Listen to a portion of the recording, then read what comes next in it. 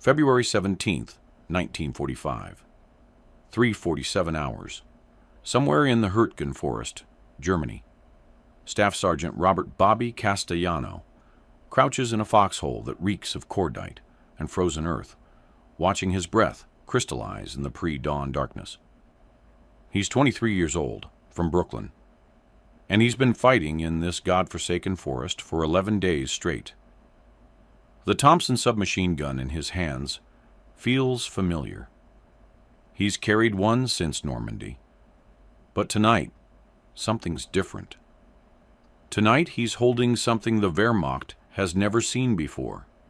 The weapon weighs nearly 18 pounds, almost double his standard Thompson. Where there should be one barrel, there are two, stacked vertically, each connected to separate 30-round stick magazines.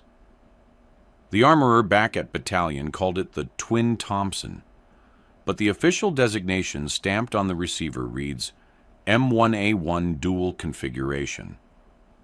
Bobby doesn't care about names.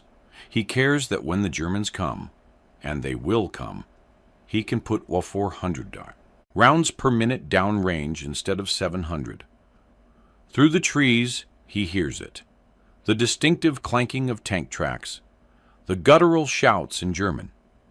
They're forming up for another assault, trying to retake this miserable slice of frozen hell before dawn.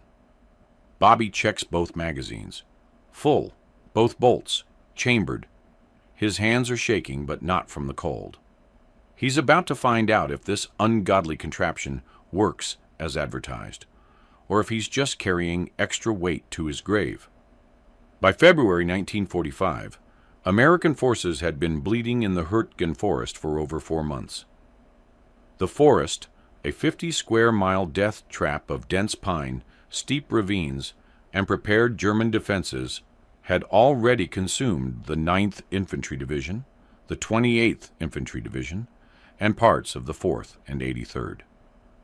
Casualty rates reached 71% in some rifle companies.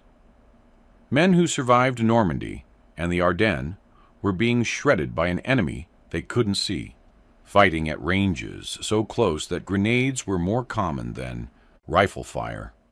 The problem was simple and deadly. Close-quarters forest combat demanded sustained, suppressive firepower, but the weapons available couldn't deliver it. The M1 Garand, America's primary rifle, held 8 rounds and required precise aim. Impossible when you're firing at muzzle flashes through pine branches at 15 yards. The Browning automatic rifle could lay down automatic fire, but at 20 pounds with a 20-round magazine, it was too heavy for the aggressive movement forest combat required. The Thompson submachine gun should have been perfect.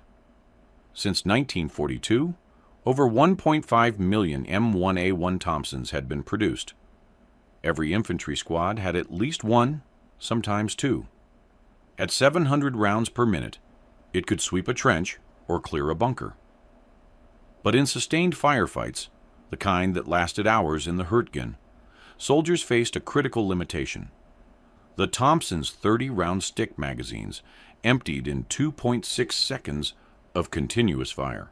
In the time it took to drop an empty magazine, just grab a fresh one from your pouch, insert it, and chamber a round, you were defenseless for 4 to 5 seconds. In the Hurtgen Forest, 5 seconds got you killed. Between September 1944 and February 1945, the U.S. First Army reported 33,000 casualties in the forest. German after-action reports noted that American infantry assaults consistently faltered during magazine changes. Wehrmacht defenders in fortified positions could predict the pause, time their counterfire, and cut down advancing soldiers during the reload cycle. The 28th Infantry Division alone lost 6,184 men in just 10 days of fighting in November 1944, the highest division casualty rate of the entire war. Frontline officers began sending desperate requests back to ordnance units. They needed sustained firepower. They needed to suppress German positions, long enough for riflemen to maneuver. They needed to break the reload and die cycle that was butchering infantry squads. Standard procurement channels couldn't help. Developing a new weapon system took years. Testing, evaluation, production tooling. The bureaucracy moved at peacetime speed, while men died at wartime rates. But 150 miles behind the lines, at the 7th Army Ordnance Battalion Depot near Liège, Belgium, a 31-year-old technical sergeant named James Watkins had an idea that would bypass every regulation in the manual. If one Thompson fired 700 rounds per minute, what if you mounted two together? If you want to see how American ingenuity turned desperation into the most devastating close-quarters weapon of World War II, hit that subscribe button and turn on notifications. This story gets wild. Back to Bobby Castellano. Technical Sergeant James Watkins had spent 8 years before the war as a machinist at Colt's Patent Firearms Manufacturing Company in Hartford, Connecticut. He knew the M1A1 Thompson intimately, had helped tool the production line that stamped out thousands per month. When the requests started filtering back from the Hurtgen for more sustained firepower, Watkins saw a solution that seemed almost too simple. The Thompson's receiver was solid steel, over-engineered by John Thompson's original 1921 design standards. The bolt carrier system was robust enough to handle sustained fire well beyond normal combat conditions. The barrel attachment system used a simple threaded collar. Watkins realized you could stack two complete Thompson firing systems together, sharing a single stock and grip but operating independently, and the weapon would still be lighter than a .30 caliber machine gun. Between December 15 and December 28, 1944, working with 3 other ordnance specialists, Watkins built the first prototype. They started with 2 M1A1 receivers, removed the stocks from both, and fabricated a custom dual mounting frame from salvaged aircraft aluminum. The 2 barrels were positioned vertically, exactly 3.2 inches apart, center to center. Each retained its own bolt, firing pin, and magazine well. Trigger mechanism was the revolutionary part. Watkins designed a linked system that fired both weapons simultaneously, alternating which barrel fired first with each trigger pull to distribute barrel heat. The prototype weighed 17.8 pounds empty, 23.4 pounds with both 30-round magazines loaded. For comparison, the bar weighed 19.4 pounds loaded. But where the bar gave you 20 rounds of .30-06, the twin Thompson delivered 60 rounds of .45 ACP, and you could reload one magazine while still firing from the other. The cyclic rate was devastating. With both barrels firing, the weapon achieved 1,400 rounds per minute, exactly double a standard Thompson. But the real genius was in the sustained fire capability. A trained operator could maintain continuous fire for 8.6 seconds by alternating magazines. Empty the top, keep firing from the bottom while reloading the top, then reverse. In theoretical terms, you could maintain suppressive fire indefinitely as long as ammunition held out. On January 3, 1945, Watkins demonstrated the prototype for Colonel Daniel Hartman, commanding officer of V Corps Ordnance. They set up 20 wooden targets representing German infantry at 25 yards, standard forest engagement distance. Watkins loaded both magazines, flipped the selector to automatic, and pressed the trigger. The sound wasn't the familiar brrrrap of a Thompson. It was deeper, more sustained, a continuous roar that shredded all 20 targets in 4.2 seconds. The wood didn't just splinter, it disintegrated. Fragments flew 20 feet behind the target line. Colonel Hartman authorized immediate production of 50 units. The official designation was M1A1 submachine gun, dual configuration, modified. Ordnance Corps documentation listed it as T-48 experimental. But when the first units reached frontline troops in late January 1945, soldiers had their own names. The 9th Infantry Division called them Double Trouble.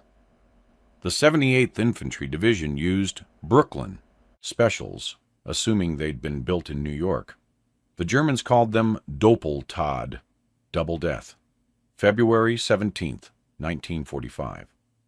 4:12 hours, Bobby Castellano's foxhole. The German assault begins with artillery.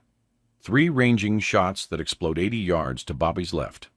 Then a full barrage that turns the forest into a shrieking nightmare of airbursts and splintering pine. He huddles at the bottom of his hole, the twin Thompson pressed against his chest, counting seconds between impacts. 27 shells in 40 seconds. They're bracketing the American line, walking the fire forward. The barrage stops at 4:19 hours. In the ringing silence, Bobby hears the first screams. "Hurrah! Hurrah! Hurrah!" Not German Wehrmacht, Waffen SS. Worse. He risks a look over the rim. 60 yards out, maybe 70, gray shapes materialize from the pre-dawn murk. They're moving fast, 20 or 30 of them, MP-40s chattering, trying to close the distance before American rifles can find their range. The GI-2, Bobby's left, Private Miller from Chicago, fires his Garand. 8 shots, the distinctive ping of the empty clip ejecting. He ducks to reload. The Germans are at 50 yards. Bobby has never fired the twin Thompson in combat. Has only test-fired it once, 3 days ago, when the armorer handed it to him with a grin and said, "Don't let go of this thing or it'll climb to heaven." 40 rounds into a dirt berm. The recoil was brutal, the muzzle rise insane, but the targets, 3 man-sized logs at 25 yards, had been sawed in half. 45 yards now. He can see their faces, young faces, hard faces. One of them spots his muzzle, shouts something, brings his MP-40 around. Bobby stands up, braces the twin Thompson against his shoulder, aims at the center of the German formation, and squeezes. The weapon explodes to life. Not the controlled bursts he learned on the standard Thompson. This is a sustained roar, a physical force that hammers his shoulder and tries to rip the gun upward. The tracers, every 5th round from each barrel, create a double stream of fire that looks like a glowing ladder leading into the German line. The effect is immediate and catastrophic. The first German hit takes 3 rounds center mass and goes down hard. The man behind him catches 4 rounds before he can even turn. Bobby's training takes over. Short sweeps, left to right, 4-second bursts. The top magazine empties first. He keeps the trigger down. The bottom barrel keeps firing while his left hand drops the spent mag, grabs a fresh one from his pouch, slams it home. Never stops firing. Not for 1 second. The German assault simply disintegrates. Men dive for cover, scramble backward, return fire wildly at a target they can't pin down because the muzzle flash comes from 2 barrels, and the volume of fire makes them think they're facing a machine gun nest. Bobby empties the second magazine, 30 rounds in 3.8 seconds, drops it, keeps firing from the reloaded top magazine. By 4:21 hours, less than 2 minutes after the Germans emerged from the trees, 7 are confirmed dead. At least 4 more hit and dragging themselves back toward their lines. The rest have melted back into the forest. Bobby stops firing. His ears are ringing so badly, he can't hear Miller shouting beside him. His shoulder feels like he's been kicked by a mule. The barrels are smoking, heat shimmer visible, even in the darkness. He's burned through 90 rounds, 3 full magazines. Miller is staring at him, then at the twin Thompson, then back at Bobby. What in the holy hell is that thing? Bobby doesn't answer. He's reloading, hands shaking, adrenaline making his fingers clumsy. Because he can hear more shouting in German. They're regrouping. They're coming again.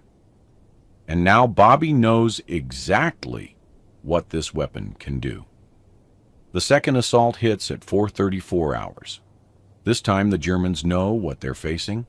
They've pulled back and brought up an MG-42, trying to suppress Bobby's position with 200 rounds per minute of 7.92mm Fury. Bobby hunkers down, waits for the MG-42 to pause for a barrel change. The instant the German gun goes quiet, he's up, both magazines fresh, finger on the trigger. The German machine gun team, 3 men at 40 yards, never gets the barrel changed. Bobby walks the double stream of fire across their position, 1,400 rounds per minute chewing through the logs they're using for cover. One man tries to run, catches 6 rounds before he makes 3 steps. By 5:05 hours, when full daylight breaks, the Germans have pulled back 200 yards. They leave behind 17 confirmed dead, and what Bobby will later learn from intelligence reports as a panicked radio transmission. Contact broken. American position has heavy machine gun. Require armor support. They think he has a .30 cal. They have no idea it's one man with a modified submachine gun. Battalion estimates Bobby fired 340 rounds in the engagement. Standard Thompson doctrine. Recommended 2 to 3 round bursts. Bobby averaged sustained bursts of 25 to 30 rounds, made possible only by the continuous fire capability of the dual magazine system. The casualty ratio tells the story. Bobby's platoon, 31 men, suffers 3 wounded, none killed. The attacking German force, estimated at 45 to 50 Waffen-SS, loses 17 confirmed dead, estimated 12 to 15 wounded. That's a 58% casualty rate against a 9.7% casualty rate. The twin Thompson has proven itself in the most brutal testing ground imaginable. News of the Hurtgen engagement spread through V Corps within 48 hours. By February 20th, 1945, Colonel Hartmann had requests for 127 twin Thompsons from 7 different divisions. The 7th Army Ordnance Battalion went into maximum production mode, running 3 shifts, fabricating the dual mounting frames from salvaged aircraft components and damaged armored vehicle plating. Between February 15th and March 28th, 1945, the Ordnance Unit produced 183 twin Thompsons. Each required approximately 16 hours of skilled machine work, mainly in fabricating the linking trigger mechanism and the mounting frame. Every unit was hand-fitted, hand-tested, and hand-delivered to frontline units by ordnance specialists, who provided 30 minutes of instruction on loading, firing, and field maintenance. The weapons were distributed according to tactical necessity. Priority went to units engaged in urban combat and close-quarters forest fighting. The 9th Infantry Division received 42 units. The 78th Infantry Division got 37. The 1st Infantry Division, preparing for the Rhine crossing, received 28. Each division's intelligence section noted the same pattern. German forces showed marked reluctance to press assaults against positions known to contain the dual weapons. Enemy response came in captured documents and interrogation reports. A Waffen-SS tactical bulletin, dated March 3, 1945, warned of Amerikanische Doppelwaffe, American double weapon, and advised that positions suspected of containing them should be bypassed or engaged with armor support. A captured Wehrmacht lieutenant from the 12th Volksgrenadier Division, interrogated on March 15th, described the weapon as psychologically devastating and noted that his men refused to advance against positions where they'd observed the distinctive double muzzle flash. The logistics were challenging. Each twin Thompson required 60 rounds of 45 ACP ammunition to fully load, compared to 30 for a standard Thompson. Ammunition resupply became critical. Infantry companies carrying 4 twin Thompsons needed an additional 240 rounds per combat load beyond standard allocation. Battalion S4 officers reported ammunition expenditure rates 340% higher in units employing the weapons. Maintenance posed unique problems. The dual trigger linkage was the failure point. After approximately 800 and 900 rounds, the connecting pins showed, where that caused timing issues between the two firing systems. Ordnance specialists developed a field modification using captured German spring steel, which extended the service life to roughly 1,400 rounds before requiring depot-level maintenance. Operational employment evolved rapidly. Initial doctrine treated the twin Thompson as a defensive weapon, but by mid-March, assault platoons began using them for offensive operations. The 9th Infantry Division developed suppression teams, 2 men with twin Thompsons providing continuous covering fire while rifle squads maneuvered. After-action reports from the Remagen bridgehead crossing showed that these teams could suppress German positions up to 70 yards away for sustained periods, allowing infantry to advance across open ground that would have been suicidal under standard fire support. The psychological impact exceeded tactical expectations. German prisoners consistently overestimated American strength in engagements involving twin Thompsons. One captured German company commander, questioned after the March 24th Rhine crossing, reported facing multiple machine gun positions, when, in fact, he'd engaged a single infantry platoon with 2 twin Thompsons. The volume and sustained nature of the fire created the impression of prepared defensive positions rather than mobile infantry weapons. Production limitations prevented wider deployment. The 7th Army Ordnance Battalion could produce, at maximum capacity, approximately 12 units per day. Demand far exceeded this rate. By April 1945, there was a waiting list of 47 divisions requesting allocation. The European Theater of Operations Headquarters considered establishing a dedicated production facility in Paris, but the rapid advance into Germany and the approaching end of the war made this impractical. Enemy attempts to copy the design proved unsuccessful. German intelligence recovered 2 twin Thompsons from overrun American positions, one near Remagen on March 18th, another during the final Wehrmacht counterattack in the Ruhr Pocket on April 5th. German ordnance evaluation reports, captured after the war, noted that while the concept was sound, Germany lacked both the raw materials and the manufacturing capacity to produce similar weapons.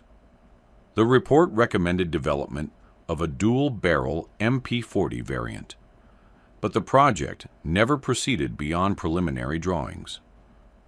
The engineering of the twin Thompson was simultaneously brilliant and primitive, battlefield necessity married to machine shop improvisation. The core innovation lay in the trigger linking mechanism, a deceptively simple system that synchronized 2 independent firearms into a single weapon. Each Thompson firing system operated on John Thompson's original delayed blowback design. When you pulled the trigger, the firing pin struck the primer, igniting the 45 ACP cartridge. The expanding gases drove the 230-grain bullet down the barrel at roughly 920 feet per second.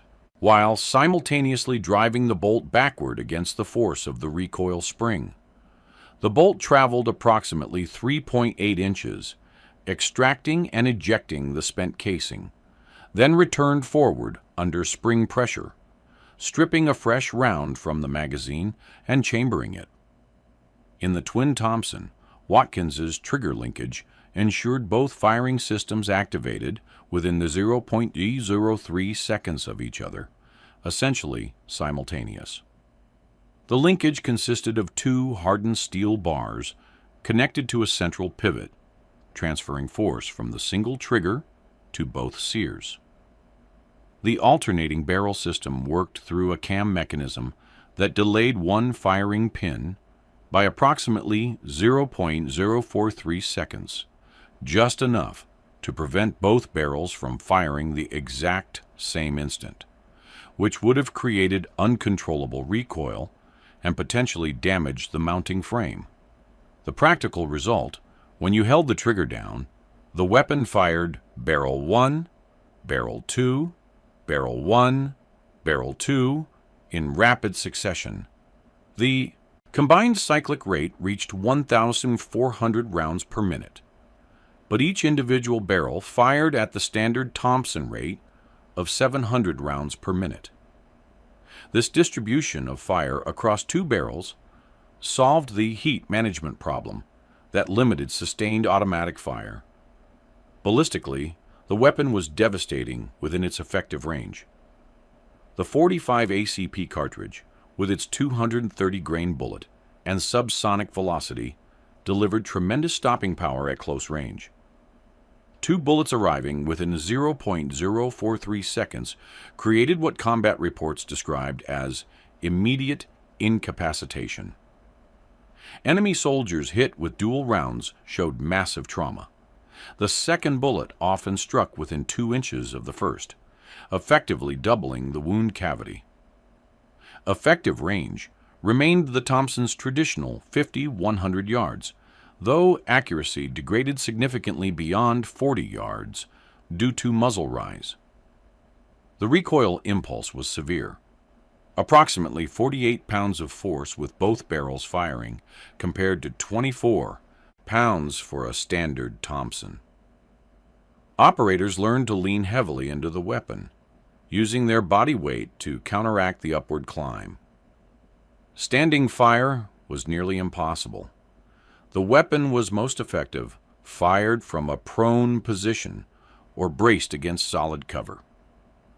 The dual magazine system created both advantages and complications. The staggered magazine placement, top and bottom, separated by 3.2 inches, meant you could reload one while firing from the other, maintaining continuous fire. However, the magazines weren't interchangeable in position. The top magazine had a modified follower spring to prevent feeding issues when mounted upside down.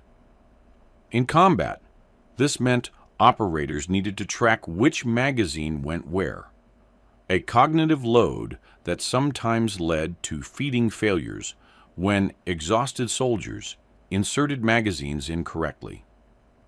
Maintenance requirements exceeded standard Thompson specifications by a factor of 3.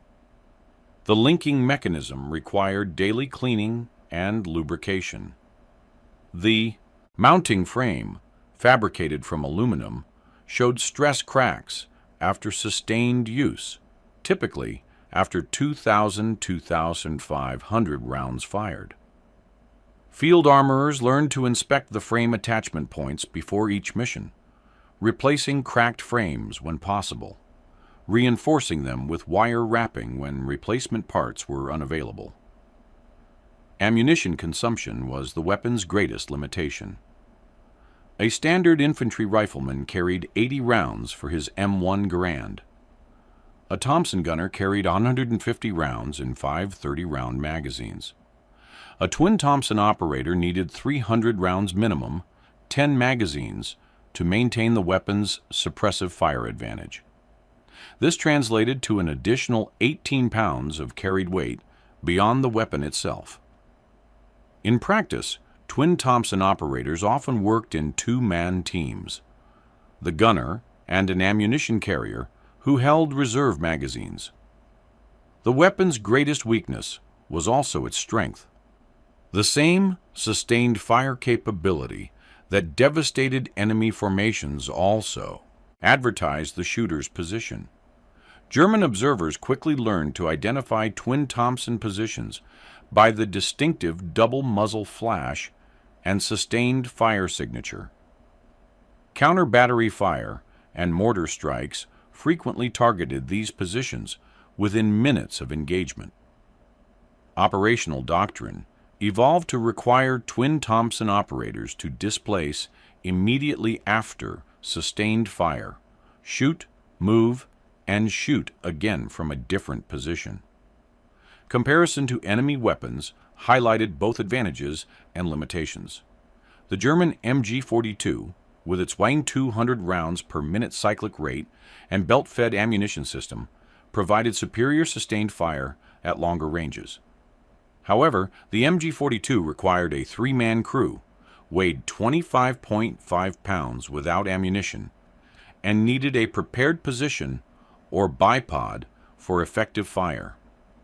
The twin Thompson, operated by a single soldier, could provide comparable suppressive fire for short periods while remaining mobile enough for offensive operations. The Soviet PPSH-41, with its 71-round drum magazine, offered sustained fire from a single weapon, but its 7.62 Wabwan 25mm cartridge lacked the 45 ACP's stopping power. German soldiers who survived engagements against both weapons, documented in post-war interviews, consistently rated the twin Thompson as more immediately lethal, noting that soldiers hit by 45 ACP fire went down and stayed down. The twin Thompson's combat life was brief, February through May 1945, just over 3 months. Production ceased on May 8, 1945, with Germany's surrender. Total documented production, 183 units. Total confirmed combat deployments, 168 units. 15 units remained in ordnance depots, never issued. The post-war disposition of these weapons remains one of the more intriguing mysteries of military materiel tracking. Standard procedure required experimental weapons to be either returned to Aberdeen, proving ground for evaluation, or destroyed to prevent unauthorized duplication. Of the 183 twin Thompsons produced, Army records account for only 47.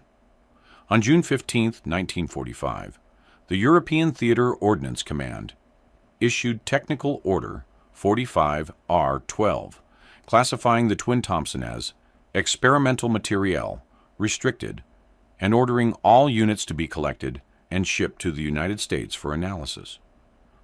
By September 1945, only 23 units had been recovered. An additional 24 were reported destroyed in combat or lost during the final German collapse. The remaining 136 units simply vanished from official records. Declassified Army intelligence documents from 1946 suggest at least some of the weapons were deliberately retained by frontline units or individual soldiers. One document, dated August 3, 1946, notes that enlisted personnel may have retained modified M1A1 weapons as war trophies, despite orders to the contrary.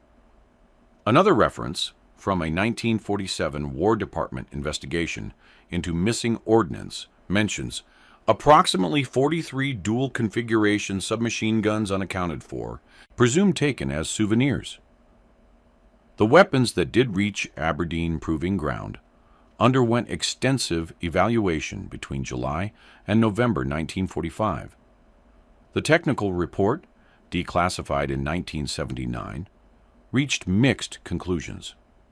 The evaluators acknowledged the weapon's exceptional suppressive fire capability in close-quarters combat, but noted excessive weight, ammunition consumption, and maintenance requirements unsuitable for standardization. The report recommended against adoption as a standard infantry weapon, instead suggesting that the fire support role should be filled by light machine guns and the newly developed M3 grease gun. The concept itself, however, influenced post-war small arms development. Soviet weapons designers who gained access to at least 2 captured twin Thompsons through unclear channels incorporated elements of the dual-firing system into experimental assault rifle designs.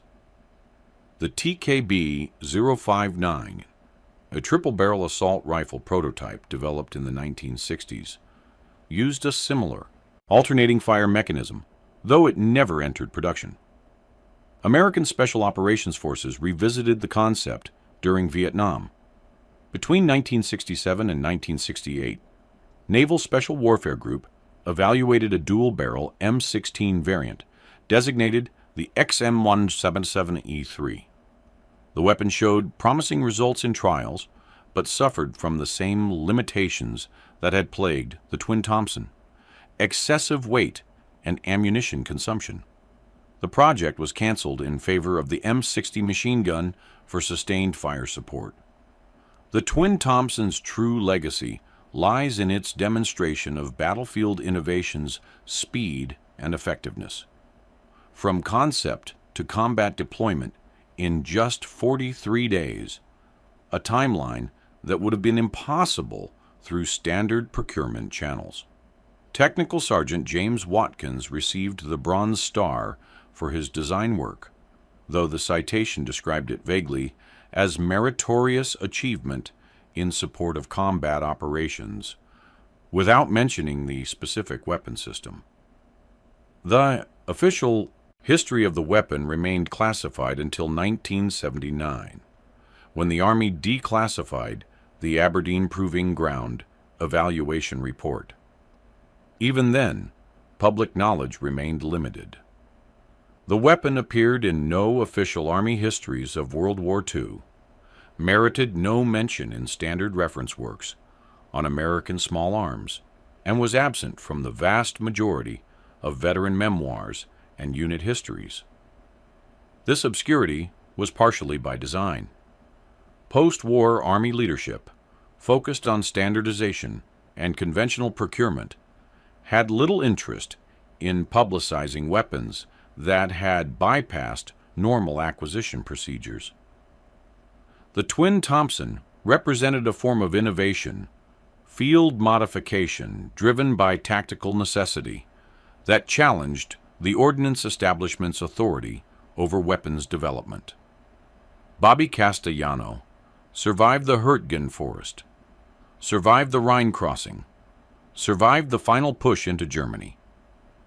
He carried the twin Thompson through all of it, the same weapon, serial number T48-037, until May 4, 1945, when his company commander ordered all experimental weapons turned in for shipment to the rear. Bobby never saw it again. He returned to Brooklyn in November 1945, took a job with his father's plumbing business, married his high school sweetheart, and for 34 years never mentioned the weapon to anyone outside his veterans group.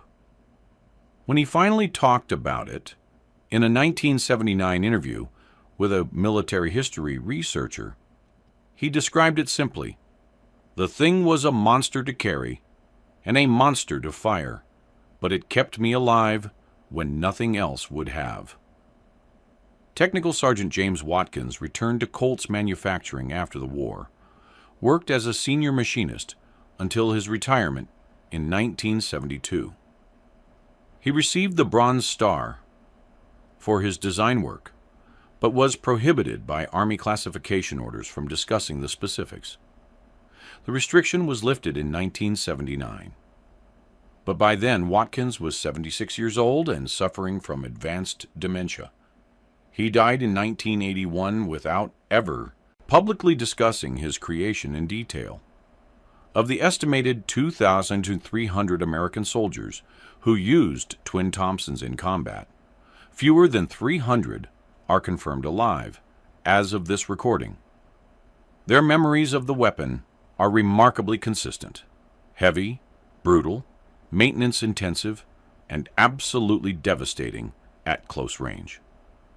Several veterans described it as the weapon that evened the odds when nothing else could. The weapon's classification until 1979 meant an entire generation of military historians missed its significance.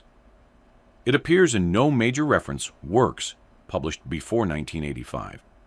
Even today, it occupies a footnote position in small arms history, a curiosity, an improvisation, a desperate measure for desperate times. But for the men who carried it through the Hurtgen forest, across the Rhine, into the heart of Germany during those final brutal months of the war, the twin Thompson was something more. It was proof that American ingenuity, American manufacturing skill, and American determination to protect their own could overcome any obstacle, bypass any bureaucracy, and create solutions when solutions seemed impossible. The Germans called it Doppeltod, double death. The men who carried it called it a lifesaver. This weapon saved lives through innovation born from necessity. If this story moved you, hit that like button to honor the soldiers who carried these experimental weapons into combat and the engineers who built them in makeshift workshops behind the lines. Subscribe and ring that notification bell. We bring you the untold stories of battlefield innovation every week, the weapons and tactics that never made it into official histories, but changed the course of battles and saved countless lives. Drop a comment below. Where are you watching from? Did anyone in your family serve in the European theater during World War II? Do you know stories of battlefield modifications or improvised weapons? Share them. These stories deserve to be remembered, and your family service deserves to be honored. To Staff Sergeant Bobby Castellano, Technical Sergeant James Watkins, and all the soldiers who proved that American innovation knows no limits when lives are on the line, we remember. We honor your service. We tell your stories. Because some histories are too important to remain classified forever.